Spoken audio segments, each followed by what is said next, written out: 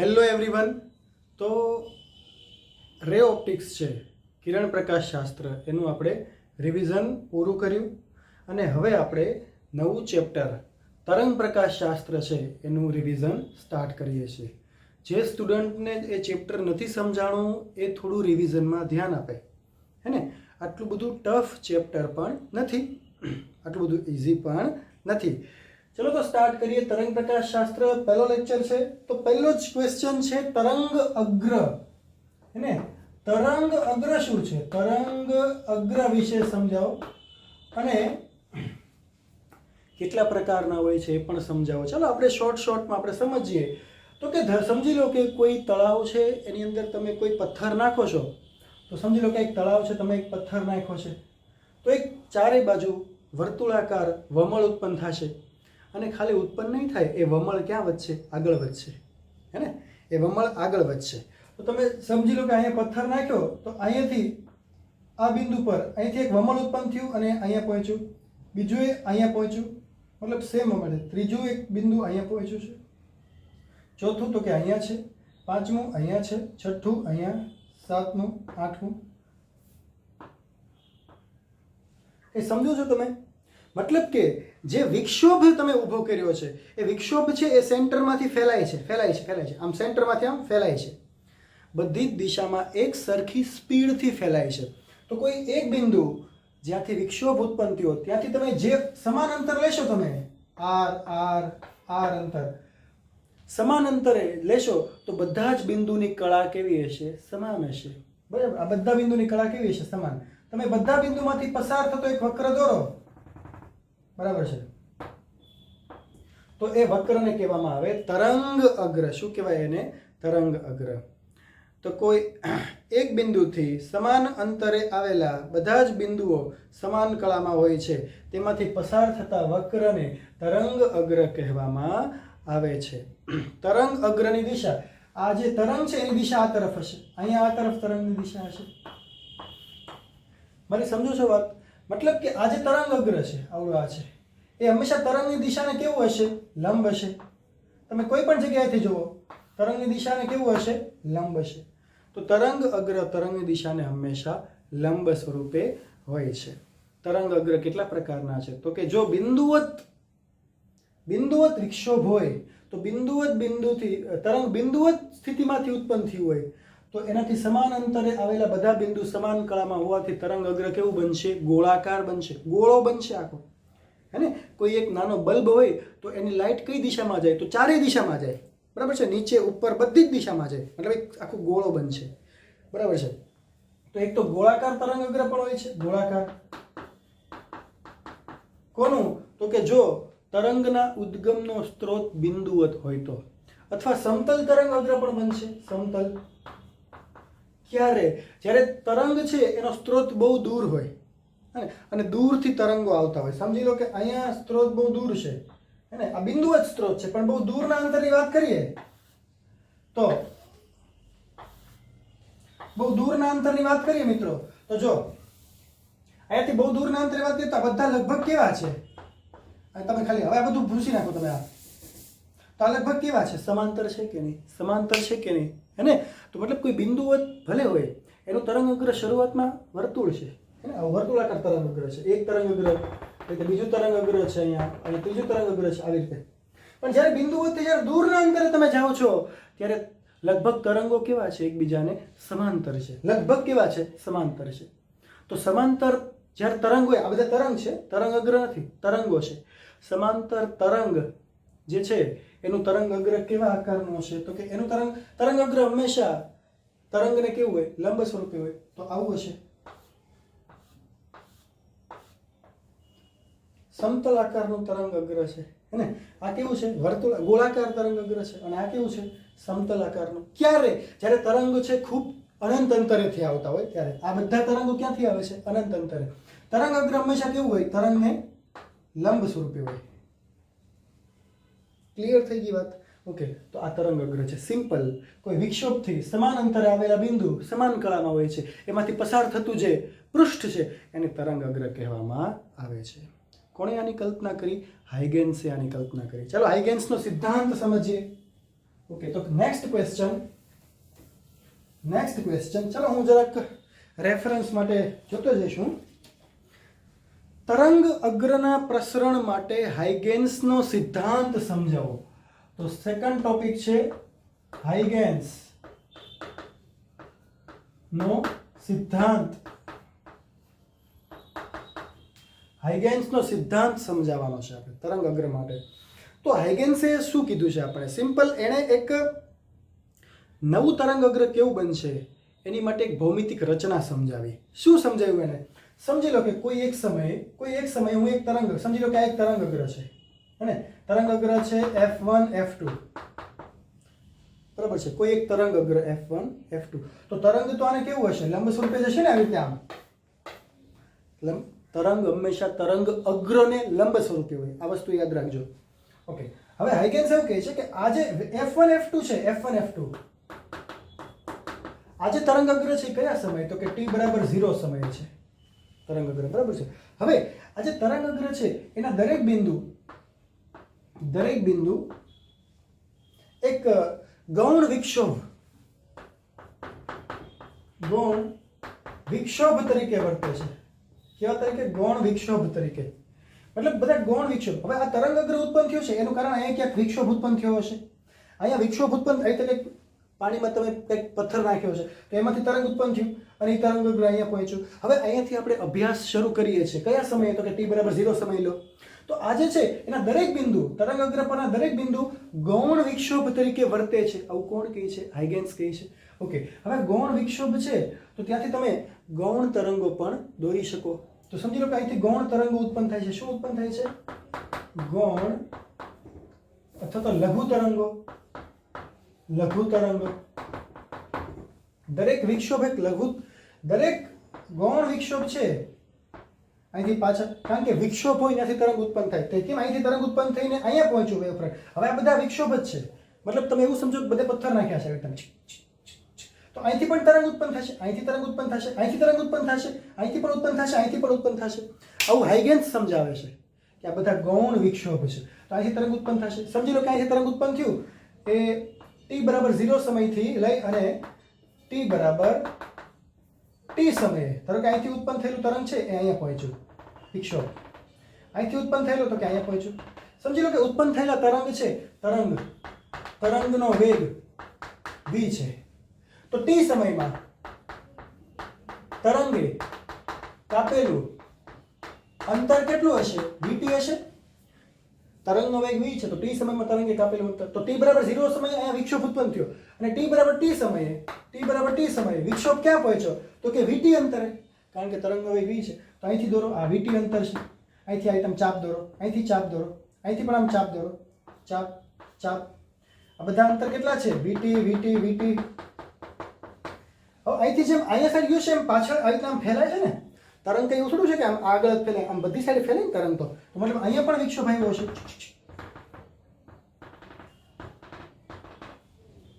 બે સાઈડ આમ આવી રીતે ફેલાવાનો. આવું હાઇગેન્સ સમજાવે છે. ઓકે, ચલો. તો vt t સમયે તરંગ અહીંયા પહોંચ્યો હશે. આ બધા, હવે આ બધા જ જે આ જે તરંગો છે ને, આ બધા તરંગોને શું કહેવામાં આવે? ગૌણ તરંગો. મેઇન તરંગ છે તરંગ અગ્ર, એમાંથી નીકળેલા ગૌણ તરંગો છે. આ ગૌણ તરંગોને એક સામાન્ય સ્પર્શક, કોની વડે? સામાન્ય સ્પર્શક વડે જોડી દેવાનું. ચાલો જોડી દો, એક સ્પર્શક દો. ઓકે, સામાન્ય સ્પર્શક વડે તમે જ્યારે જોડો છો ત્યારે જે વક્ર તૈયાર થાય છે, આ t બરાબર 0 સમયનો વક્ર છે, આ t બરાબર t સમયનો વક્ર. આ જે વક્ર છે એ નવું તરંગ અગ્ર આપે છે. શું આપે છે? નવું તરંગ અગ્ર આપે છે. આ છે હાઇગેન્સનો સિદ્ધાંત. ફરી એકવાર આકૃતિમાં દર્શાવ્યા મુજબ F1 F2 t બરાબર 0 સમયે તરંગ અગ્ર દર્શાવે છે. આ તરંગ અગ્ર પરના દરેક બિંદુ એ ગૌણ વિક્ષોભ તરીકે વર્તે છે અને પોતાની અંદરથી લઘુ તરંગોનું ઉત્સર્જન બધી બાજુ કરે છે. ધારો કે t બરાબર t સમયે v વેગથી, v જો તરંગનો વેગ v હોય તો t બરાબર t સમયે લઘુ તરંગો એક આપેલું અંતર vt છે. ઓકે, હવે જેમ ઉપર અંતર કાપશે નીચે પણ અંતર કાપશે. હવે આ દરેક ગૌણ તરંગો છે, આ બધા તરંગોને ગૌણ તરંગો તરીકે ઓળખાય છે. આ ગૌણ તરંગોને એક સામાન્ય સ્પર્શક વડે તમે જોડો છો ત્યારે તમને t બરાબર t સમયે જે વક્ર તૈયાર થાય છે, સામાન્ય સ્પર્શકમાંથી વક્ર બન્યો, એ વક્રને શું કહેવાય છે? નવું તરંગ અગ્ર કહેવામાં આવે છે. આવી રીતે નવું તરંગ અગ્ર તૈયાર થાય છે. તો પ્રોબ્લેમ શું છે? હાઇગેન્સનો સિદ્ધાંત અને આ સિદ્ધાંત થયો, અને હવે આપણે જોવાની છે તેની મર્યાદા. શું પ્રોબ્લેમ શું હતો? તો કે હાઇગેન્સમાં જેમ તરંગ અગ્ર આગળ જાય છે એમ પાછળ પણ એક જો પેલું બને છે. અહીંયા તમે સામાન્ય સ્પર્શક દોરો તો આ પણ તરંગ અગ્ર બન્યું. તો આ તરંગ અગ્ર સમજી લો, આ તરંગ અગ્ર બન્યું f g1 g2 અને આ તરંગ અગ્ર બન્યું d1 d2. હે, તો હાઇગેન્સ છે એ એવું કહે છે કે આગળનો જે તરંગ અગ્ર છે એનો કંપ વિસ્તાર મહત્તમ હોય છે. આગળના તરંગનો કંપ વિસ્તાર મહત્તમ હોય છે અને પાછળના તરંગનો કંપ વિસ્તાર છે એ શૂન્ય હોય છે. આવું હાઇગેન્સ કહે છે.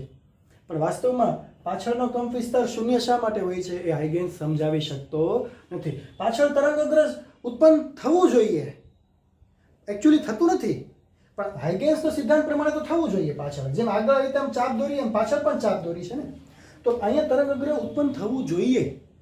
બટ હાઇગેન્સ છે એકચ્યુઅલમાં પ્રયોગો તો એવું બતાવે છે જ્યારે પાણીમાં નાખો છો ત્યારે એક તરંગ પસાર થાય છે, અંદર થોડું બને છે, પાછળ થોડું બને છે. અહીંયા તો પાછળ તરંગ અગ્ર અહીંયા બને છે, તો શા માટે નથી બનતું એ હાઇગેન્સ સમજાવી શકતો નથી. હાઇગેન્સ એવું કહે છે કે આગળ જે છે ને આ જે તરંગ છે ને એની આગળ તરફ કંપ વિસ્તાર મહત્તમ છે અને પાછળ તરફ કંપ વિસ્તાર કેવો છે? 0. એટલે પાછળ તરંગ ઉત્પન્ન થતું નથી. આવું હાઇગેન્સ સમજાવે છે, પણ એ બરાબર સાચું નથી. પૂરી રીતે હાઇગેન્સ સાચો નથી. આ હાઇગેન્સના નિયમની મર્યાદા છે. ક્લિયર થાય છે? ઓકે. બીજું એક, આ તો ગોળાકાર તરંગ અગ્ર હતા. સમજી લો કે આવું તરંગ અગ્ર છે, મતલબ કે તરંગ આવી રીતે પસાર થાય છે. તો તરંગ અગ્ર લંબ સ્વરૂપે સમજી લો કે આવું સમતલ તરંગ અગ્ર છે. તો આનું નવું તરંગ અગ્ર કઈ રીતે બને? તો કે ધારો કે તરંગ છે એનો વેગ v છે અને t બરાબર 0 સમયે તરંગ અગ્ર અહીંયા છે. તો t બરાબર t સમયે ક્યાં હશે? તો કે અહીંયાથી vt અહીંથી નવું અંક દોરો અને પછી સ્પર્શક દોરો. તો t બરાબર t સમયે તમને નવું તરંગ અગ્ર મળે છે. આ સમતલ માટે છે. સમતલ તરંગ અગ્ર હોય ત્યારે આવી રીતે મેળવવાનું, વર્તુળાકાર હોય ત્યારે આવી રીતે અહીંથી vt કરી દેવાનું અને સામાન્ય સ્પર્શક દોરી દેવાનો. આ સિદ્ધાંત હતો હાઇગેન્સનો સિદ્ધાંત અને અહીંયા પૂરો થાય છે. બહુ સિમ્પલ છે અને કોમ્પ્લિકેટ નહીં કરતા, બહુ સિમ્પલ છે. શું છે? મેઇન તરંગ અગ્ર, એના દરેક બિંદુ ગૌણ વિક્ષેપ તરીકે વર્તે. દરેક બિંદુમાંથી દોરો અને નવું તરંગ અગ્ર તૈયાર કરો. પતી ગઈ વાત. ઓકે. એના પછીનો ક્વેશ્ચન છે હાઇગેન્સના સિદ્ધાંતની મદદથી શું સમજાવો? તો કે હાઇગેન્સના સિદ્ધાંતની મદદથી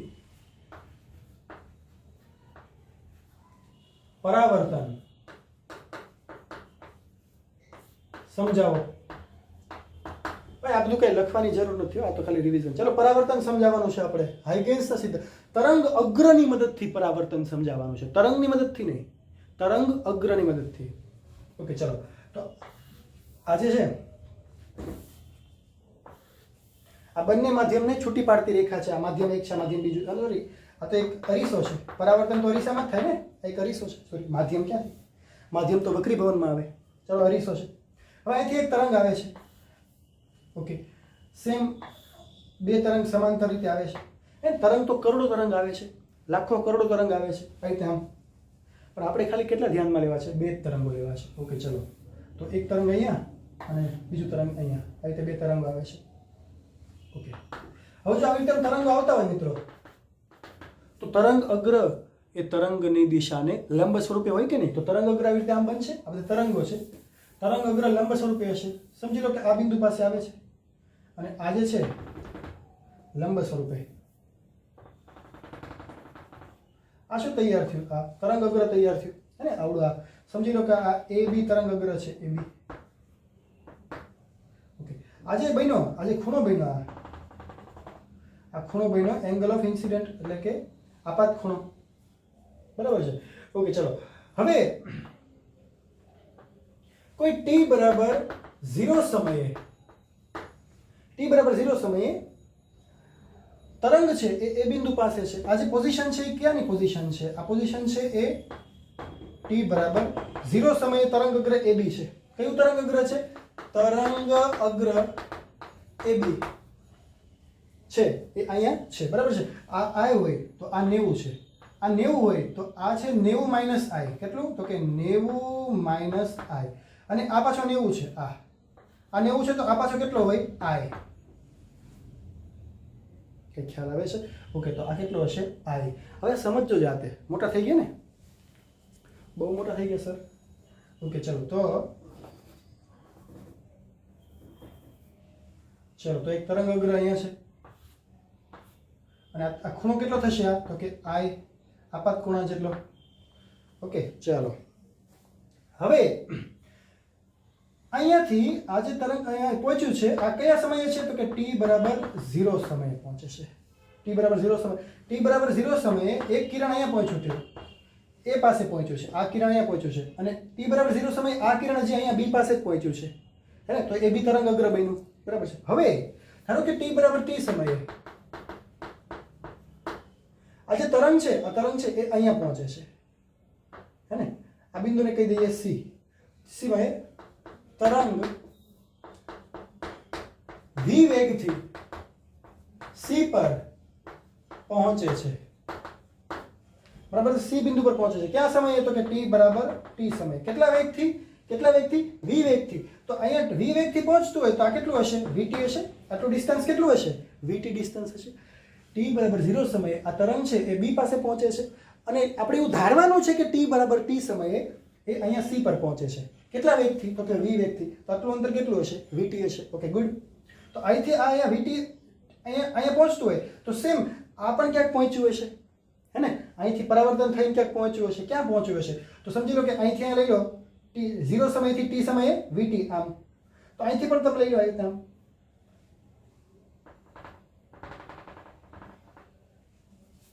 એ ખ્યાલ આવે છે તમને? અહીંથી મેં એક ચાપ મારી, કેટલા ડિસ્ટન્સની? vt ડિસ્ટન્સની. અહીંથી vt લીધું, પછી અહીંયા રાખ્યું અને અહીંથી મેં એક ચાપ મારી. ઓકે, હવે અહીંયા આને કનેક્ટ કરો, અહીંયા સ્પર્શકને. સમજી લો કે આનું પરાવર્તન થઈને આવી રીતે જાય છે આમ.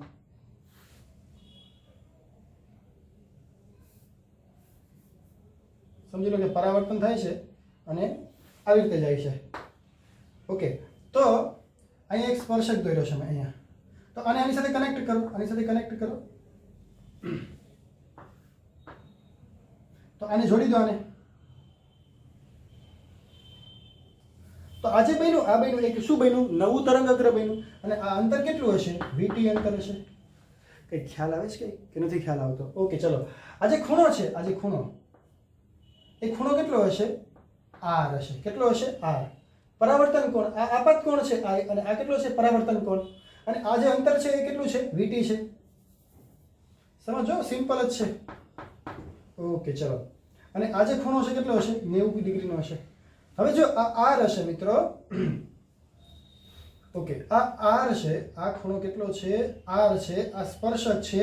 તો ભૂમિતિ પરથી આ 90 નો છે તો આ કેટલો હશે? આ ખૂણો.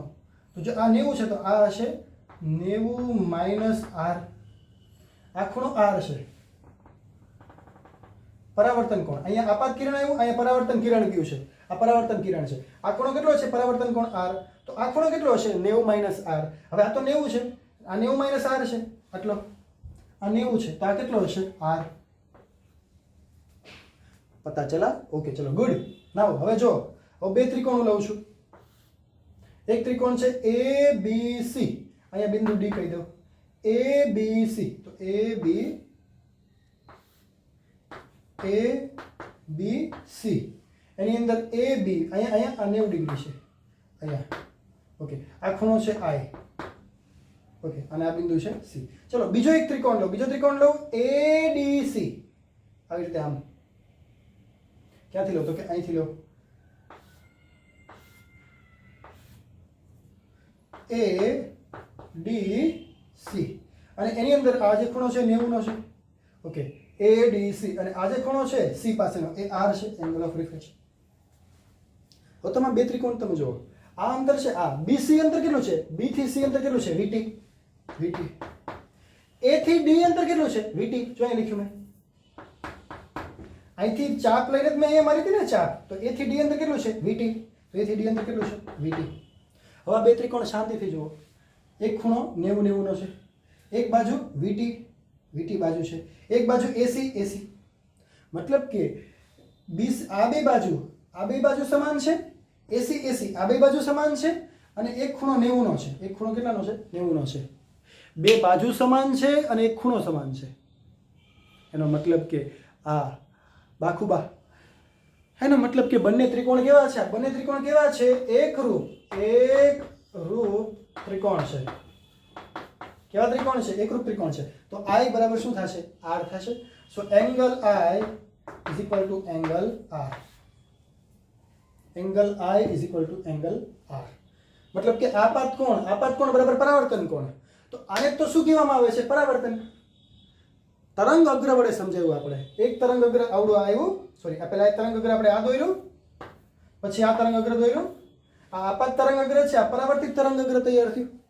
ઓકે, બે એક ખૂણો સમાન છે, બે બાજુ સમાન છે, તો આપાત કોણો બરાબર પરાવર્તન કોણ. તો મતલબ કે હાઇગેન્સના સિદ્ધાંતની મદદથી આપણે પ્રકાશનું પરાવર્તન સમજાવ્યું. ક્લિયર થાય છે? જોઈ લો એકવાર. ઓકે, ચલો નેક્સ્ટ લેક્ચર છે એની અંદર આપણે તરંગનું વક્રીભવન સમજાવશું. બરાબર છે? આજે આપણે અહીંયા પૂરું કરીએ છીએ. Okay, thank you very much.